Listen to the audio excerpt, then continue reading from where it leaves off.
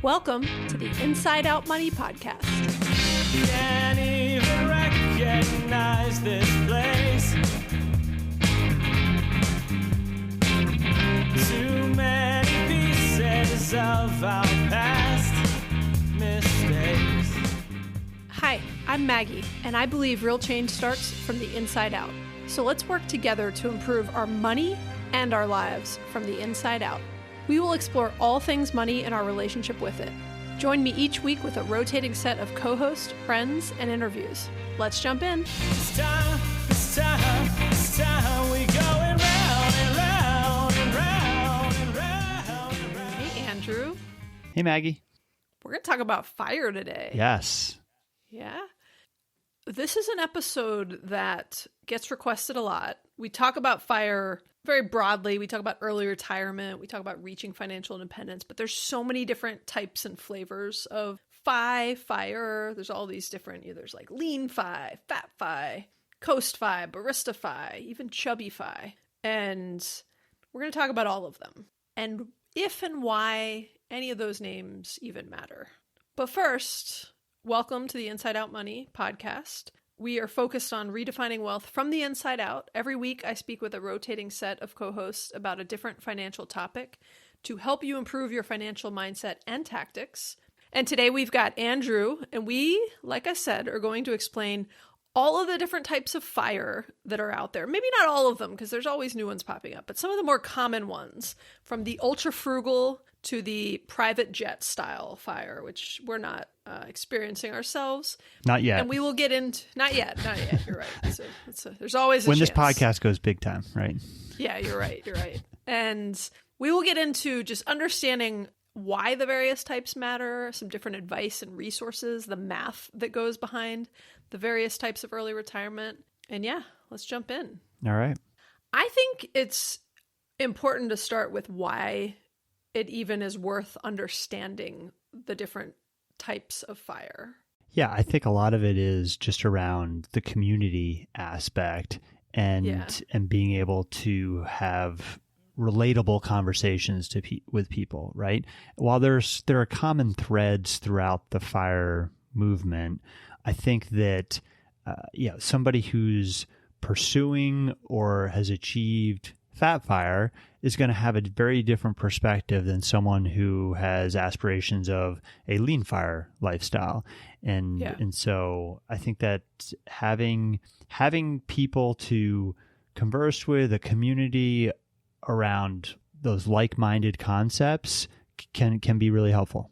Yeah. And there is actual power to specificity, right? So putting a name on something and then in turn giving it that community that you're talking about, Andrew, right? It increases everyone's chance of finding their community and of you having a level of ongoing motivation and reaching the success you're looking for. I mean, we used the joke about private jets earlier, right? Like if you are on a journey to get to, some level of FI or fire, and maybe you're looking for coast FI, which we'll define in a little bit, talking to someone who is fat fire and has a private jet, it's just not super relatable. Like that's probably not, I'm sure they could be very nice people, but that's probably not your community.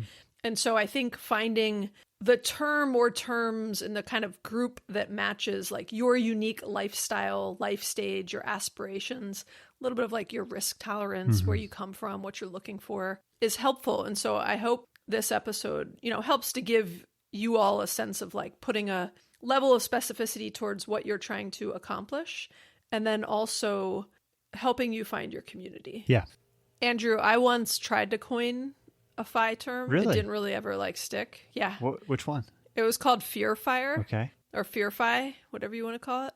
And it was just around I was so scared to actually pull the trigger, regardless of what your number is. It doesn't really matter if you're not actually good.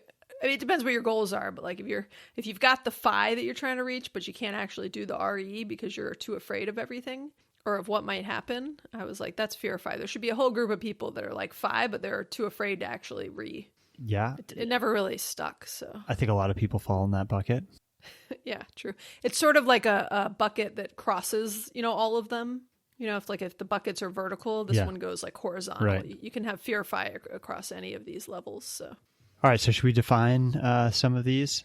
Yeah, I think we should start with fire because Yeah. I will say there's still a lot of people that just like the baseline concept of fire. Yeah. And I'd say maybe just an overarching comment here is that I'm a big fan of Reddit and the subreddits, and a lot of these came out of subreddits. And so all of these that we're going to talk about have got a great community on Reddit, and they're good for, I mean, I read kind of across the spectrum because I find interesting things across all of them, but there are certain communities that I find that are kind of more valuable in terms of like what I'm trying to learn about, right?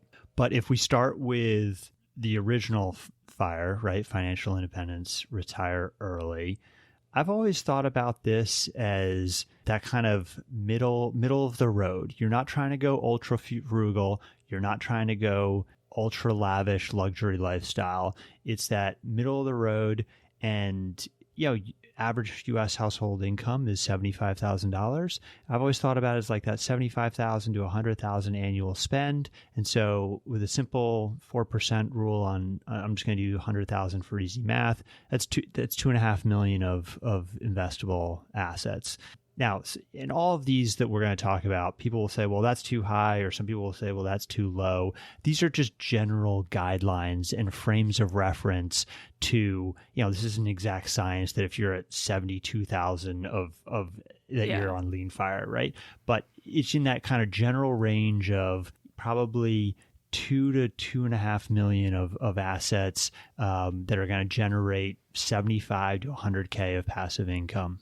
Yeah, and if any of what Andrew just said is like feels advanced to you, go listen to episode 22 where Andrew and I actually talked about how much you need to retire, and we talked about the math of FIRE, which is the rough math is your annual expenses times 25, which is just a backwards way of using the 4% rule. And Andrew, you give a really good explanation in there on kind of how the 4% rule was initiated or ideated, and some flaws in it, and kind of where it works, where it doesn't. And so it's a good episode to listen to if you want to know a little bit more about like the math of FIRE in general. All right, so then let's swing to the left of FIRE and go down and lean FIRE. And so lean FIRE, I kind of think about it of that. I mean, you could go it's how low do you want to go, right? But but it's frugal, extremely frugal living.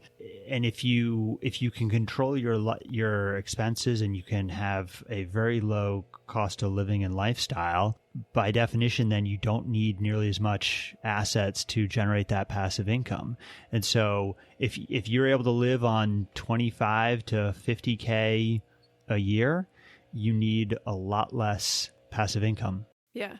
So if you're able to live on like 30,000 a year, which there's a bunch of people out there that are, and they probably live in a lower cost of living area, or they're house hacking or doing something, but you need a $750,000 nest egg to be able to withdraw 4% a year on average, and that's a doable number to a lot of people, right? And so lean fire is popular because some people are they're already living frugally, and or they're willing to make the trade-off to live very frugally. And I actually think, Mr. Money Mustache, who started, the grandfather. Yeah, the grandfather of FIRE, and really popularized FIRE in many ways. I would consider him lean fire because, he's living on, he does a lot of stuff himself. He's living in a, somewhat lower cost of living area. And he is, he's just, I don't remember some of his early examples, but he's spending more his now, early examples were extremely frugal. He was definitely on the lean fire side. Yeah. So there's also the Frugal Woods. I like them too. They've written a book. So we just want to give you on some of these, give you a few resources too for some people you could go follow if that's one that you really identify with.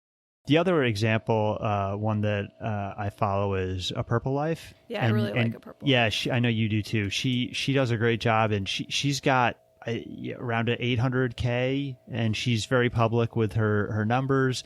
Yeah. And I think her example of she worked for a short period of time, lived very frugally, saved a lot of money in I think it was corporate advertising. For and an ad then agency.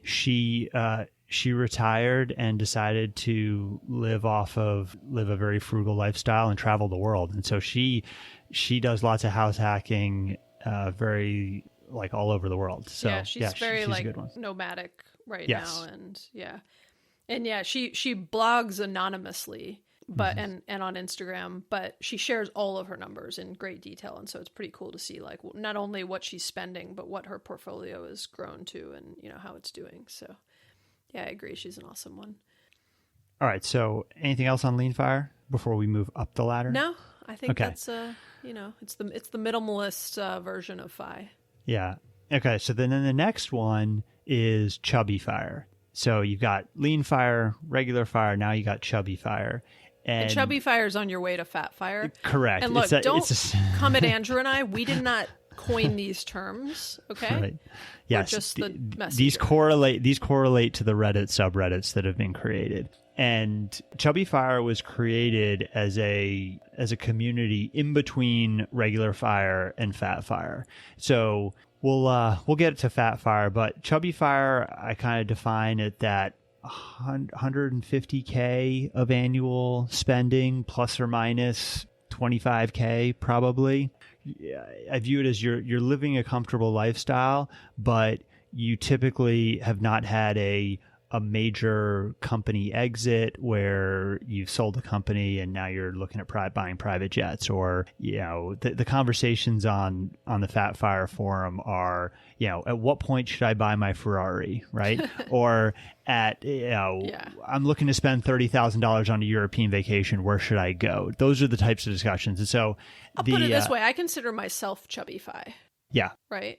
Right. Like we share our annual spending. We don't share our overall net worth, but we share our annual spending, and we're, there's been years we were under 100,000, but we're in the, 100 to 150 range on average. Right. And we could go higher if we needed to. We could go lower, and we're chubby. Yeah. And of all of the four subreddits that we've talked about, I kind of find also that the Chubby Fire is the one that I'm most relatable to. Yeah. Either Chubby Fire or regular Fire. So Chubby Fi, to use a math example, let's say your annual spending is $150,000. That times 25 is $3.75 million. So that means in a perfect world, you have $3.75 million in assets. Liquid, investable assets that are income generating, right? Yeah. Excluding homes. So that could include your 401k. Yes, and it could include 401k. Yeah. So like that $2.5 billion to $5 million range. Yeah.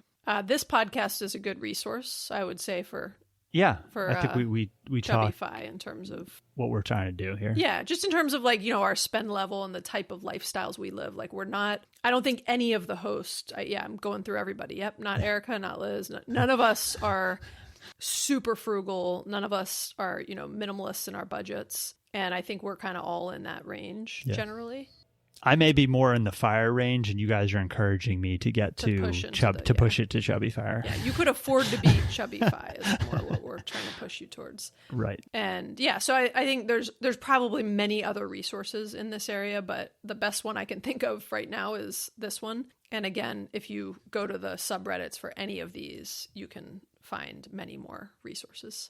Okay, then you got Fat Fi. You got Fat Fire. And this one got very popular. It's gotten a lot of traction. Even the New York Times did a big article on it talking about how people are looking to exit the workforce early and to live this lavish, extravagant lifestyle. And it's an interesting view of how the very wealthy live, right? And it's pretty fascinating to read some of the topics of what kind of things people are spending their money on when they get to that level of wealth. So there have been times that I thought I was Fat Fire because I was just kind of doing the math, and I was like, well, we have a lower withdrawal rate and blah, blah, blah. But then Andrew reminded me, you go read the subreddits of Fat Fire, and people are talking about, it's like someone who's about my age who just exited a CEO level of a mid-sized company, and he's sitting on, in their late 30s with 13 million in liquid assets, right? So and a business that does 7 figures in profit that's adding to that. And I was like, it's just a different world. It's a different world. I'm not fat, And I'm also chubby. because Reddit skews to technology, there's a lot of FANG engineers. So Facebook, Apple, Google, Netflix, engineers and senior level employees that are in the Fat Fire group, because they're all pulling in over $500,000 a year in income type. So they've popularized that. So a lot of the posts are, "Hey, I'm a FANG engineer. I'm thinking about leaving." Right. Yeah, and I think one thing is like I just think it's worth noting that this is not a precise thing, right? The purpose of this is to like find a community and people that you might identify with and have good conversations and find some like similarity in. And like one thing that I found helpful in both Fat Fire and Chubby Fire is the conversation around kids. A lot of discussion comes up about, hey, how can I raise my kids to appreciate money? How can I raise them not to be trust fund kids? And then also even things like, how do I structure my will, right? How do I... And when I was working on our estate plan and thinking about things I wanted to put in our will, I read a lot of threads on both Chubby Fire and Fat Fire that were super helpful in terms of things I had never even considered or thought about, that people who've done this. And they're like actually not leaving your kids a huge sum of money all at once, and correct. phase it by age and right. And the other interesting thing is that you actually have a lot of professionals that also follow. So there are a lot of wealth advisors on it that are active, and just people who are very generous with their time and knowledge around these topics. And so I've learned a lot from. Now you have to be careful. You have to take some things with a grain of salt, right? There's always people who believe that like there are trolls out there. They're just posting these outlandish stories like, "Hey, I just got $75 million from a company exit. Not really sure what to do with it. What do you think? Should give me some advice." And everyone's like, you should not be asking Reddit for advice on how to manage a $75 million windfall. Yeah. But I think the point is, don't overly, it's like interesting what these different types of fire are, but don't worry too much about like the details, right? Kind of think it's just interesting to me, and then kind of think about, and explore the different communities where you might fit if you think you're, close to one or the other. But so much of it is relatable to your lifestyle. And like Andrew, you said, like if you have kids, which changes your cost of living dramatically. If you live in a high cost of living area, and because it's all math on like your expenses and what you should have set aside to have kind of officially have enough to pull the trigger on traditional work or work at all. Okay, anything else we want to talk about on Fat Fire? People talk about that there's an obese fire as well. That's even above Fat Fire, but there's no subreddit for that. So people kind of just joke around about, hey, that's you're an obese fire territory, like hundreds, right? Yeah. No. Yeah. All right, so then let's so those are like the big 4 levels that kind of how people are split out, but then there are some other variations on fire that I also think are really interesting. Yeah, so I actually like the variations better in a way, because they're a little bit more they're a little bit more concrete in terms of specifically why is this different than fire, versus the 4 that we've just talked about really are kind of levels around spending and investable assets, which is kind of really a moving target based off of where you live, right? Also, like if you could be fat firing in Costa Rica or the Philippines on significantly less money than fat firing in San Francisco or Silicon Valley, right? Yeah, so totally. it makes a big difference on where you actually are living. Well, and I think the ones we're about to talk about are much more approachable and feel realistic to the average person. All right, so the first one, I'll let you take this one. The first one is Barista Fire. Yeah, I love the concept of Barista Fire. So Barista Fire is the idea that you can essentially, it uses the word barista because it's you could work part-time to cover some basic expenses with investments covering the rest. And so the idea is you could have a small part-time job like being a barista. So you could like go work at a coffee shop for 20 hours a week, and that additional incremental part-time income would kind of subsidize enough of your annual expenses that you don't need nearly as much to retire. So you're not like fully firing. I mean, you are. You've likely left some, ridiculously stressful, high stress job, and you're now saying like, I'm just going to go work 20 hours at the library. I'm going to go work 20 hours at a local coffee shop. I'm going to go, do some cycling coaching, which I know Andrew does some of on the side. Yeah. And you're going to maybe go do some financial coaching, whatever it might be, but you're just going to. Or Uber. Greg's doing this because Greg's doing some, he's actually driving Uber right now. Oh. And but the idea is you calculate your annual expenses. And so let's say your annual expenses are $100,000 a year. If you anticipate you can make $20,000 a year doing something else, right? Doing something small part-time, then all of a sudden you only need 75. Right. And your math is off of that. And so that's maybe not the best like math example, but it might be that, you spend 100,000 a year, but 50,000 you're able to. Yeah. I mean, so just totally rough math numbers. You need $100,000 of income. You then need $2.5 million in investable assets at the 4% rule to generate that 100K. Yeah. Well, so that's 100 times 25 to be clear. 100 times 25. Right. If you're able to get a part-time job working 20 hours a week that will pay you $50K, you now suddenly only need $1.25 million in investable assets versus the $2.5 million. And so that is a huge change in investable assets. And so that's why both the expense side of the equation, along with potential income to offset the expenses. They're big levers. They're very big levers. Yeah. And so I'm definitely a fan of having some type of income stream outside of your investable assets to help, one, add some more safety to your plan or to lower the investable assets you need. I'm a little less... a lot of people have also talked about Barista FI as a way to get health insurance, right? Yeah, so that's a big point. Although I struggle a little bit of like, do I really want to work a part-time, low-paying job typically? I've debated it. Well, what if I just worked one more year, or what if I just worked 6 months more? But like, here's an example I've thought about is a bike shop. Like, what if I just worked one day a week at a bike shop doing something that I really enjoyed doing?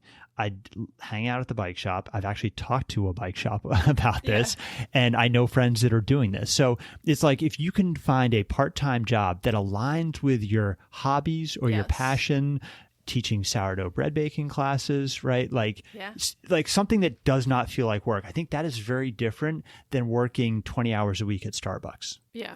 And the barista part is not literally a barista, though that is one option. But that is what a lot of people have talked about, because if you work part-time at Starbucks, you can get health insurance. And so that's... Now, to a lot of people, depending on what's happening in their life, working 20 hours at Starbucks actually does sound fun.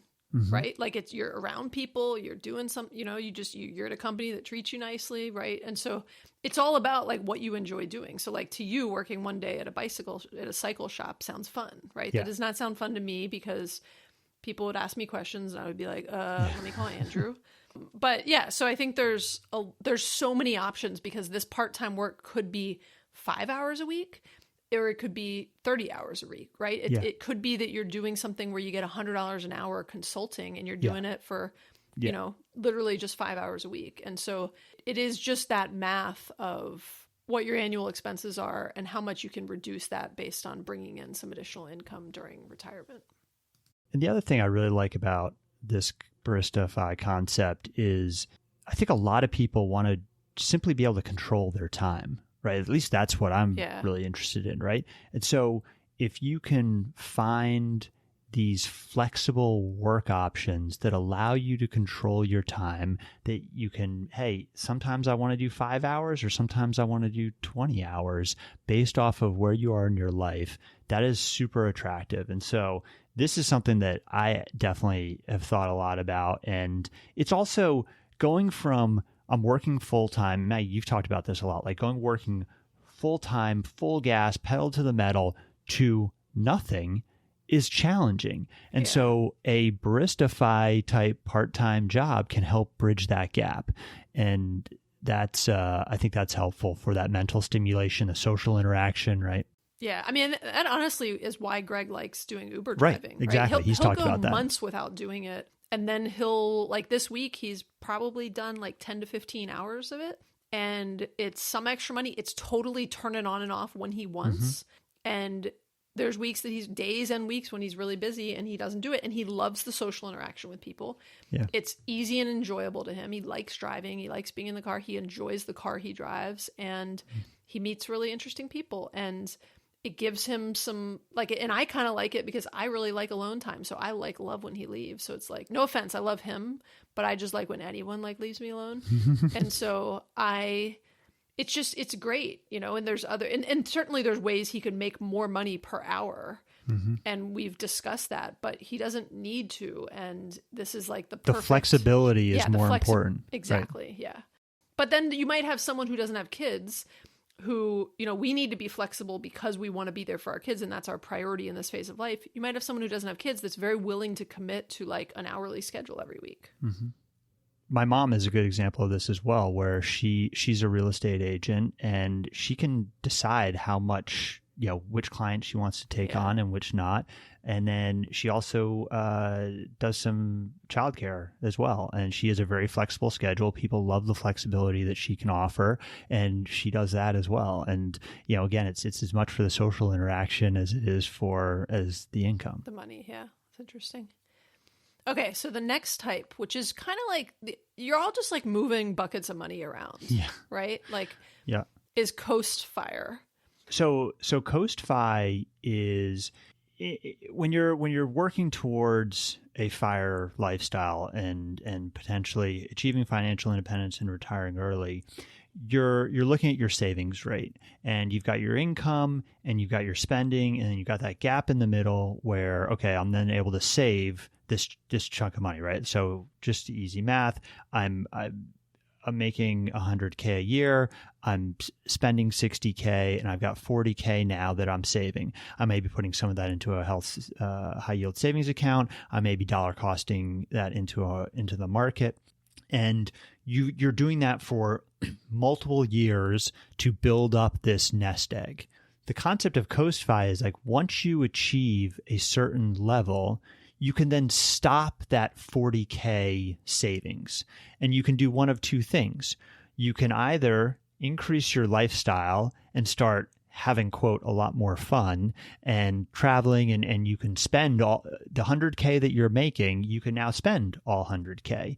And because you don't need to contribute to your retirement savings or anything like that, because you've now built the nest egg that you feel like you need. Or you can say, hey, I've got this 100K job and it's super stressful. I'm going to leave that 100K job and I'm going to take a lower stress. It's still going to be full time, but I can change industries. I can do something completely different. I can pivot and I can take a lower paying job that gives me more flexibility because I know I don't need to continue to contribute to those retirement accounts and have that really high savings rate. And sometimes this is, a dual income household where one person quits working for a while. That's a great example. Like I really like Matt and Yano. I met them at Camp FI. And they recently started a podcast called the Coast FI Couple Podcast. And they talk about this. So Matt left a very stressful job that he, was no longer enjoying. And Yana is still working, and he's exploring some different new business pursuits and entrepreneurial things. But even if it doesn't go well, it's okay because they're Coast FI and they've got that, retirement nest egg taken care of, and they can live off one salary for some period of time. Could also be that you just want to take a sabbatical, right? And want to take some time off. And I really like the Pioneers for this. They post a lot and have some really good articles and talk about Coast FI a good bit. So coming back to that example, I like using just 100K, $2.5 million of investable assets as just easy math, right? And if say you have 1.5 million in investable assets and you got 100K annual spend, and that's the lifestyle you want to continue to live, well, then you can calculate, if I didn't contribute a single dollar more to my nest egg, how long would it take compound interest to get me to that 2.5 million? And essentially, say, it depends on what the growth rate is, but say if you contributed not a single dollar more, it would take you 8 years to go from 1.5 million to 2.5. You then say, okay, now I can continue to work for 8 more years, either maintaining the current lifestyle I've got, but not having to contribute so I can spend that money, or taking a step back and taking a different job, or having one person stop working in a 2-income household. Yeah. And there's a number of very helpful calculators and articles online. We'll put some links in the show notes to these. There's like Marriage, Kids, and Money has a Coast-Fi calculator. The Pioneers have a whole like Coast-Fi calculator, and they just like do a really good job of explaining it. And they have very like inspirational content also. And there's some good resources on coastficouple.com also. So we'll put links in the show notes to all of that. Coast-Fi is one where there's like, I don't want to say more resources, but it is like a niche where there's a lot of people that have like some calculators and like talk about it in more in depth. Yeah, and I think there's a little bit of overlap between Coast-Fi and Barista FI, but those two scenarios that we've talked through are very popular. The subreddits for both of these are very popular. For Barista FI, there are great examples that people talk about of like, hey, here are the types of things I'm doing, so they can be good thought starters. And then same for Coast-Fi around people doing career transitions, pivots, things like that. So both those communities are very active. Yeah, very true. So then we're going to talk about a few other ones that are like less... Yeah, these are niche, I think. Yeah, very less popular and less commonly discussed. I don't think there are not subreddits for these. Well, I don't know. There's subreddits for everything, dude. You think? Yeah, maybe there are. I don't know. There could be. I haven't the ones on your list that I'm looking at here. I have not seen some, but maybe I just haven't looked hard enough. There may not be. Well, so okay, the first one is Slow-Fi, and I'll also say the Pioneers talk about this, and they have a good article that kind of discusses the difference between Coast-Fi and Slow-Fi. But I'll even read what they say about Slow-Fi. So Slow-Fi is not a specific amount of money or financial strategy. It's a philosophy that focuses on using the financial freedom that you gain along the path to FI to design a life that you truly love. And so I like the concept of Slow-Fi because similar to Barista FI and Coast-Fi, it is more around enjoying the journey and not slogging away at something you hate for decades to get to a single point and then make this massive lifestyle adjustment, right? Like there's a lot of things that you can do along the way and more gradually get to financial independence, get to the idea that you've got enough money saved up that you can better prioritize your work-life balance and you can enjoy the journey, take a sabbatical, take a year off because you just want to figure out what you want to do next, whatever it might be. And I think there's a lot to be said for like reaching different levels of what someone would consider financial independence, which is having some level of financial freedom and money socked away. And people call it FU money sometimes. Mm-hmm. And so I like the concept of Slow-Fi. It is different and less specific though. Yeah. And you can work on both sides of the equation with this one, right? So if you go on the expense side, people talk about, well, you can have an 80% savings rate, live extremely frugal, right? Not where you're just 100% focused on that, living as frugal as possible in order to get that savings rate to achieve FI as quickly as possible. Versus I want to have a 20% savings rate and I want to enjoy life a little bit more. And I'm okay taking 25, like is the difference between, do I want to try and FI in 5 or 6 years or do I want to FI in 20 years? And the Mr. Money Mustache, the famous Mr. Money Mustache chart shows that, right? If you save a ridiculous amount, a super high savings rate, you can be done very quickly, but are you going to enjoy life? And so, I've talked a lot about this. This is one that I've struggled with, right? And if I have tried to loosen up a little bit in order to enjoy the ride more rather than just be focused on the destination. And I think even as you've seen like Mr. Money Mustache himself, who started in the frugal lean FI camp, has, as he's gotten older and I'd say wiser, but also seen his money amass at a level that he can't spend if he wants to. Well, he could spend if he wanted to, but he's gotten much more comfortable spending more money thoughtfully and intentionally, as I think you will too, Andrew. Right. Okay. Yeah. So next one is geo arbitrage FI. And I talked about this a little bit earlier around where you live makes a huge difference. And so if you're able to move from a high cost of living place to a low cost of living place, that's within the US, within the world, right? There are a lot of people who look to FIRE in different countries or multiple countries. Like, I'm going to stay here for 3 months and I'm going to go on to another low cost of living country.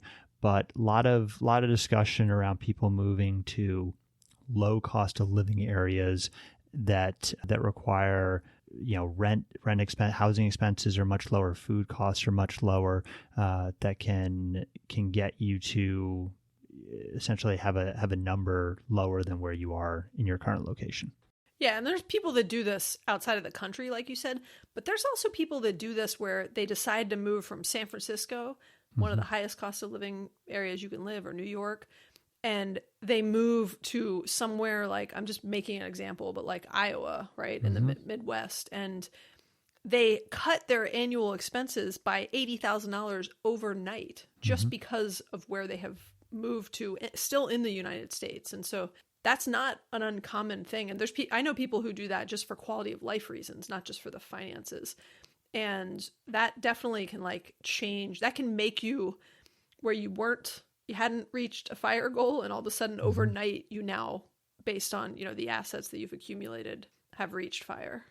A lot of what can drive cost of living and property prices are where the jobs are and where the companies are located, right? Exactly. There's a reason why Silicon Valley has these crazy costs of living, is because people don't want to drive 3 hours to go to work. And so people concentrate around where the companies and where the jobs are. That pushes up demand and prices rise.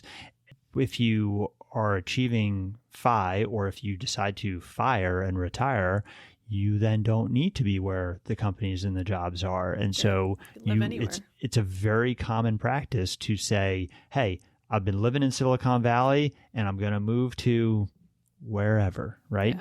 Yeah. The North Georgia mountains, right? So central Iowa, like you said. So that can be a good strategy. Yeah. Okay, so we'll hit some of these fast, but you've got again, people just like to put a term on anything, just again, to find your community and your people and give you some specificity. Solo FIRE, so that's achieving FIRE as a single individual. So there's some, unique challenges and considerations there, but the math's the same, right? It's just the idea that one person carries all the expenses. I'd say also there's a lot of overlap with lean FIRE on that, because a lot of people who are trying to achieve lean FIRE are doing it as solo or single. Yeah, right? True. Then you got flex FIRE, which again, I'm not even sure this should be one, but this is just the idea. Everything's flexible, right? I consider myself flex FIRE because, we've discussed this, Andrew. If the market's not doing so great right now, it certainly incentivizes me to want to spend less and, be at a lower withdrawal rate. And so in any sort of FIRE you identify with, I would argue you should be flexible, and you can kind of, mix and match different elements that fit you at different phases and circumstances in your life. And then house hacking FIRE. So a lot of people, their housing is some of their highest expenses, and so in their budget. So if you can come up with some good house hacking options, that can really impact your FIRE number. Yeah. And then I'm still trying to make fear FIRE catch on. So not that I'm trying to encourage more fear, but I'm trying to encourage more people who are afraid to realize that they shouldn't be afraid, and they should just, jump off the cliff. They'll figure out the rest later. They'll find their parachute on the way down. But yeah, in the grand scheme of the world and this earth we live on, FIRE is still a relatively new thing. So I imagine it's going to continue to evolve, and some things will become more and less popular, more things kind of debunked or proven more solid. And who knows what the market will do, and the market might drive a lot of this as well. This is a very interesting time. I would encourage all of you to go listen to the last episode that Andrew and I recorded, which is episode 102, Beyond the Headlines, making sense of inflation, tariffs, and your investment strategy. And look, it is a super crazy time. So I actually hope that episode will make you feel better during what is a very... Just for perspective, we're recording this on April 4th, and the market has now been down almost 8% in 2 days. So it's definitely been crazy. It's unique. It's not unprecedented, but it's unique. It's weird. Unique's the wrong word. It's something, all right. Okay. So again, just to wrap this up, I hope this kind of makes you, like, at times I think FIRE, and I'll get messages from people all the time that are like, FIRE doesn't feel attainable to me. I'm a teacher. I make this much money. How much money did you used to make? All sorts of things. And so I hope that this shows you there's so many different flavors and types and approaches to FI and FIRE. And my big thing, and that's why, this podcast is not all about FIRE life specifically. It's about finances and money and personal finances. And, not everybody aspires for FIRE at all, and that's perfectly fine. But I do hope that this shows you there's, a lot of different types and flavors out there. And regardless of what you are specifically aiming for and what your goals in life are, I think there's, a community out there that is right for you. And it can change and evolve over time, right? Like my thoughts and my experiences have changed as I've had kids, as I've gotten older, as I've actually retired, as I've met new people, and just even as I've had discussions, Andrew, with you and different people on the podcast, my thoughts have, kind of evolved and changed over time. So yeah, there's no one size fits all. And I'd say I encourage you to go check out the subreddits that we've talked about. They're great resources for figuring out kind of what your path looks like. Yeah, and we'll put links in the show notes, those subreddits, and then also to a lot of the other resources that we mentioned throughout this episode. Well, thank you all for listening. We know your time is limited and valuable. We appreciate you spending some of it with us. If you've enjoyed this episode, we always love it if you want to leave us a written review on Apple Podcasts, or you can leave us a rating on Spotify. We really appreciate it. We also encourage you to share this episode with a friend or family member to encourage ongoing discussions about money. You can also subscribe wherever you listen to podcasts. If you have thoughts or questions, we'd love to hear from you. And you can leave a voicemail or text us at 404-981-3370 or hit us up on Instagram. Awesome. Thanks, Andrew. Thanks, Maggie. Bye. Bye. We're going down.